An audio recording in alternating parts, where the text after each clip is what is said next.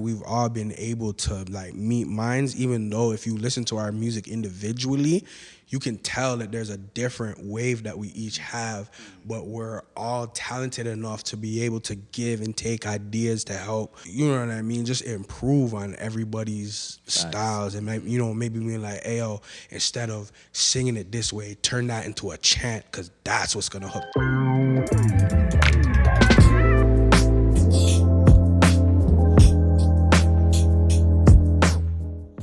Holy, I go by the name of Scotty IV. You already know it's Tremayne. Wagwan with the Wagwan. My name's Charlie Noiir. Yes, sir. I am YoungWolf, DJ producer extraordinaire. And we are Stay Out Late. Welcome to our sessions with Off the Record. So, yo, I first off got to say that all the records in this crate are absolutely insane. But I want to make sure that I mention the first one, which is Kendrick Lamar to Pimp a Butterfly, because it gives me a chance to talk about one of the illest podcasts I've listened to in the last little while, which is Dissect Podcast. But y'all can find it. I think it's only going to be available on Spotify, but like the illest thing, and it goes real deep into like every record. So they do this one, they do Yeezus, they do TLOP. But for anybody who's an artist or for anybody who's in the industry, that shit is like, it's insane. But we're gonna get into some questions. So first one we got here, let me see what's going on. Alright, so do your image as solo artists ever conflict with your group image or how you want your group to be portrayed? How y'all feel? Nah. I grew up watching Power Rangers, so like Power Rangers as itself was like ill. You know, I love Power Rangers, but like there were so many different seasons of Power Rangers, and there were always Power Rangers, a solid brand, but each Power Ranger also had their own color. So like you could be a fan of the Green Ranger, or your favorite was the Yellow Ranger. You know what I mean? So I feel like Stay Out Late is like Power Rangers. Like we still got our own individual brands, and then the clump together just makes it, you know, that much more powerful. You know what I mean? I feel like I kind of take it as like, you remember Destiny's Child? But check. No, listen. Not on a diss tip, but like Destiny's Child, they set the place for Beyonce to be the star. You know what I'm saying? Whereas like for us, it's like an equal thing. Like we're all not selfish. It's like, yo, pass the ball. You know what I mean? So I think that's us. Destiny's Child was just. We all pretty wavy too, so I don't think I ever have to really worry about like competing with these guys. Like our styles are our styles. We all have just that uniqueness to bring to the table with as solo artists, but as a group too. Everything just meshes very well together, I think. Bomb. Next question. What is the best advice you as a group have been given? The best advice definitely just has to be keep the energy like on point always. You know what I mean? Like every man here understands that their voice will be heard. Like no man is coming into the spot with an energy where it's just like trying to throw people off. Everybody has that, yo, I'm a big man, but you know, we can come together, sit down and like talk things out if there's ever an issue or whatever. So that vibe is consistent always. And if you don't understand the slang, go peep, what's that? Urban Dictionary. Go peep Urban Dictionary. You'll get all the slang on there still. Where we at? Ooh, Shaka Khan doesn't get enough credit. Baddie and all of her songs slap. True story. Facts. Yeah. Okay, here we go. Some more questions for that. So, next question is, what's the meaning behind your name, Stay Out Late? I think Scotty's the only one. Yeah. It's my favorite question. Stay out late. Stay Out Late. It the way it started was just the title of a song, and the song was just about, you know, having fun and partying and like the traditional idea of Stay Out Late. But like as people gravitated toward it, as we all got together and we kind of realized we were like-minded, we realized there was something that unified us that was beyond just the word Stay Out Late, and it was like just putting your all on the line for something, you know, going out to get something or to accomplish something and never really calling it a day or calling it a night until you get it to bring it home. So stay out late, you know what I mean? But I feel like we can all attest as well, like have fun doing it at the same time. So it's kind of twofold, you know, stay out late, don't come home until you get it, don't quit, keep on going, and make sure you have a good time. Facts. That was actually beautiful. Next one. What would you do if your audience looked tired or bored during a performance? Oh, I got this one. Oh, I'm jumping into that crowd. I don't care if you catch me or not. I don't care. You better wake your ass up because we're in the building. The energy's got to be as high as we are with our performance, how we portray ourselves. You better come correct with the matching energy. Facts. I think honestly, like we've all also dealt with it as up and coming artists. Is like you'll go into a venue and there will be a bunch of people who didn't come to see you. You have to make sure that they know like we're the main event. You know what I mean? Whether we're first or last, we're the main event. So get up and deal with what you got to deal with. They wake up. They wake up. Definitely wake up. But y'all gonna see. Don't you worry, y'all gonna see. What we got here? Okay, so the next one we got is, what have you learned from working with each other?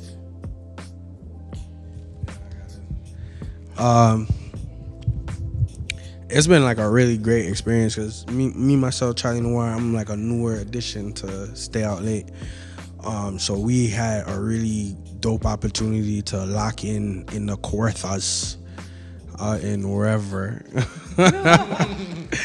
and me and Trey have worked together before, but I pride myself as like a blessed hook writer, scene, and it was a dope thing to be able to connect with Trey on like writing hooks together or whatever. So like within this group, even though like I'm a newer guy, we've all been able to like meet minds, even though if you listen to our music individually, you can tell that there's a different wave that we each have, but we're all talented enough to be able to give and take ideas to help, you know what I mean, just improve on everybody's styles. And maybe being like, hey, yo, instead of singing it this way, turn that into a chant, because that's what's gonna hook. Like, you know what I mean? Like everybody's able to give like blessed input and like elevate the sound.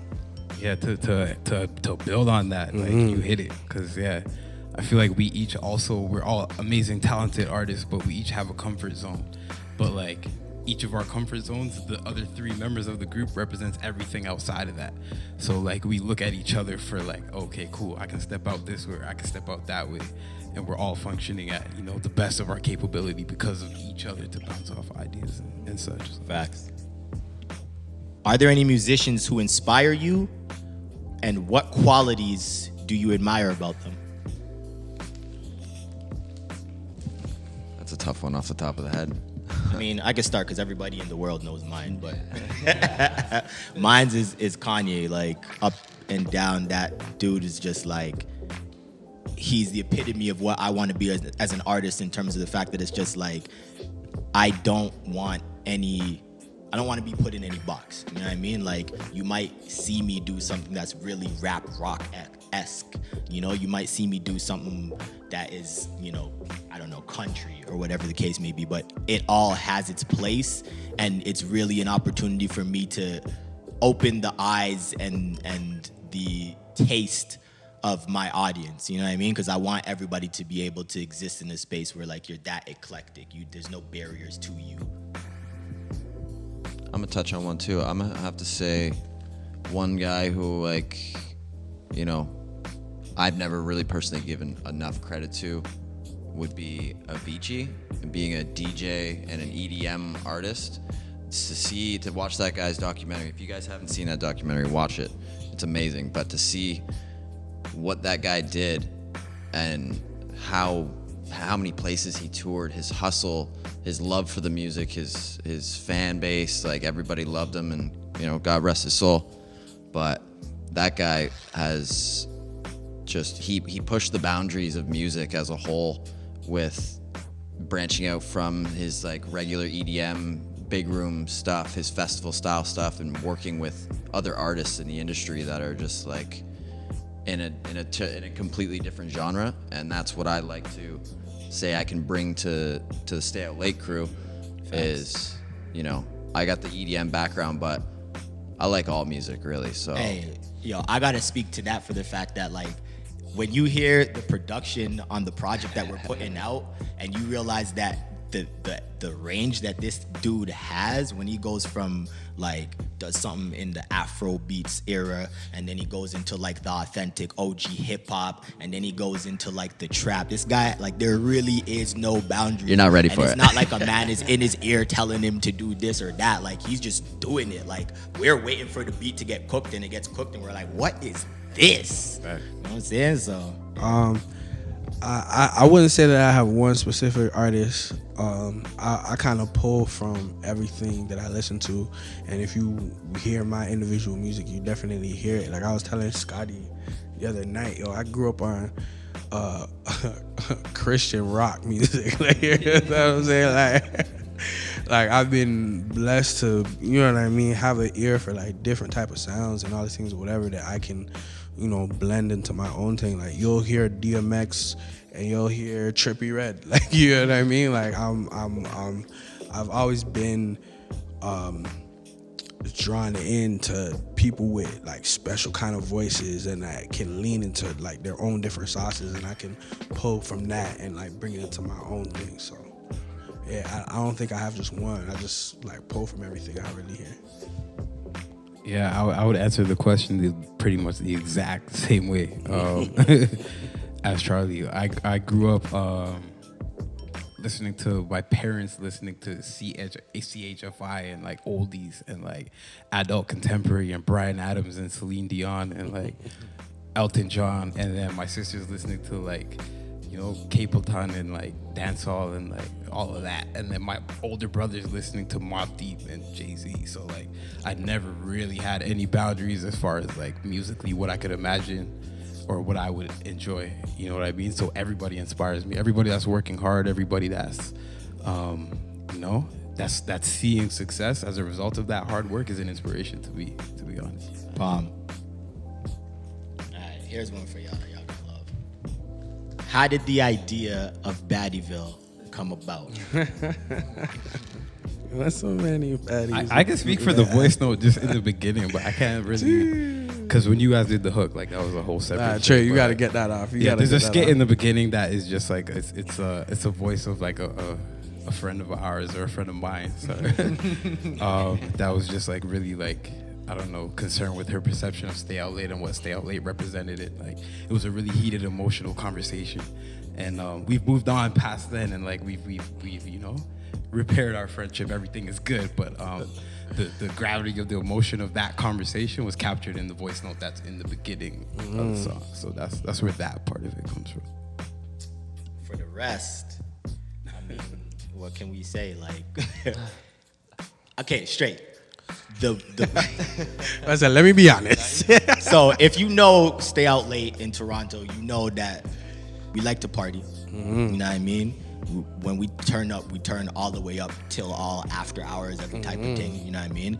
So it's like Baddieville was just a reflection of like we were a year without the stuff that we loved, and it was just hitting me hard. And I was like, yo, how does it feel to be in that space? And everything just came rushing to me, all the memories of beer baddies being in the spot. You know, just turning up and just enjoying life. So that's what we give to y'all on Baddieville, you know? What's next for Stay Out Late? Jeez. Well, project drops. You know what I mean? Project drops. That's first and foremost. Trying to find whatever stage will have us.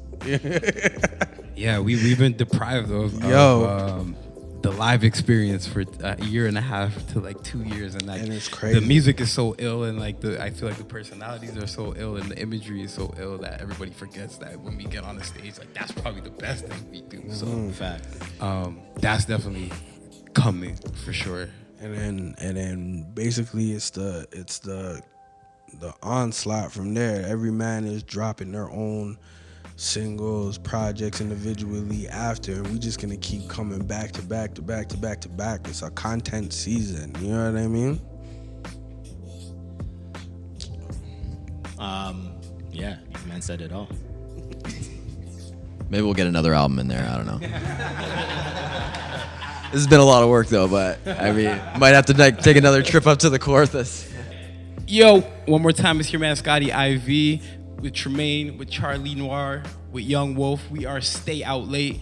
Thank you for tuning in. Thank you for listening. Thank you for peeping our Off the Record session. If you want to find our music, it's at Stay Out Late on Instagram, or you can follow any one of our individual Instagrams. You know where to find us. Just Google Stay Out Late.